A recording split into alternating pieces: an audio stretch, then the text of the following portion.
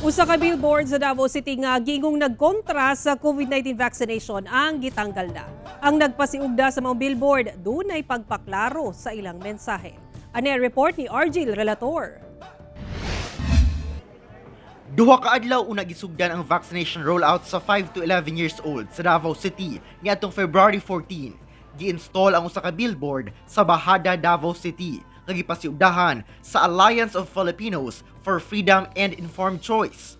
Sa maong billboard, dunay hulagway sa usa ka amahan nga gikugos ang iyang anak ug dunay pangutana kung anong pabakunahan ang bata nga himsog.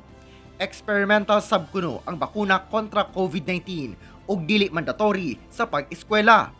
Buta nga gialmahan sa COVID-19 Task Force. Ang pinakaunang buhaton gid namo, sir, is to counter it by intensifying our education information campaign. But as of the moment, yes, our city legal is studying it, unsa ang pwede nato legally mapasaka na kaso or naabay mapasaka na kaso against them.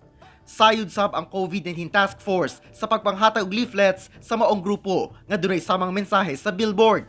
Hinuon sa karon natanggal na ang maong billboard. No, pwede gid nila i-change ang behavior sa tao towards vaccine ba? Pwede nila hadlokon ang tao, pwede nila i-discourage ang tao. Apan pinaagi silang official social media account, gipaklaro sa grupo nga dili sila kontra sa COVID-19 vaccination ug dili anti-vaccination ang billboard. Wala lang kuno sila kauyon sa giingong pag-abuso aron pugson nga bakunahan ang mga bata ug katawhan. Sumala sa DOH, wala pay natalang namatay tungod sa bakuna. Dugang proteksyon kini aron dili magrabihan o galing mataptan sa COVID-19. Ako si Argil Relator para sa One Mindanao.